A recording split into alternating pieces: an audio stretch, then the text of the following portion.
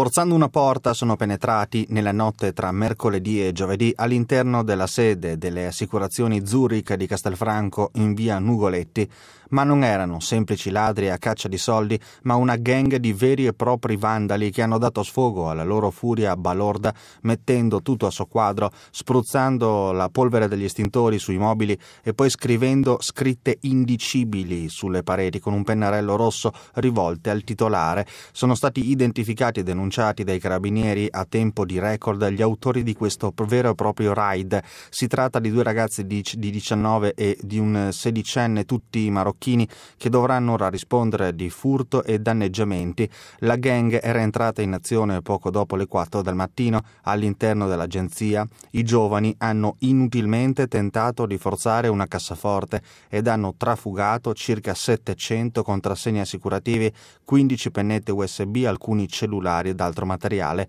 Non paghi del bottino, la gang ha poi letteralmente devastato gli uffici che, come detto, sono stati imbrattati. A tradire i componenti del gruppetto è stata una delle tante bravate compiute all'interno della Zurich. I ragazzi, utilizzando la fotocopiatrice, si sono immortalati orecchi, parti del corpo e persino il sedere. Quella che voleva essere la firma sul raid è diventata la prova principale per incastrarli.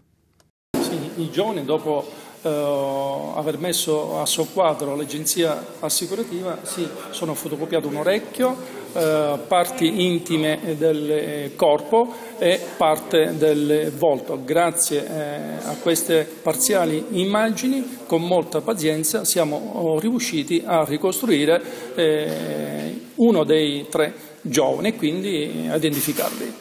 I giovani non hanno dato nessuna spiegazione né al furto né agli atti vandalici, hanno danneggiato gran parte degli arredi, hanno cagionato diversi danni e poi nel corso del furto, dove si sono introdotti di notte, hanno rubato 60 contratti assicurativi in bianco, oltre soldi, dei distributori automatici, PC ed altro materiale.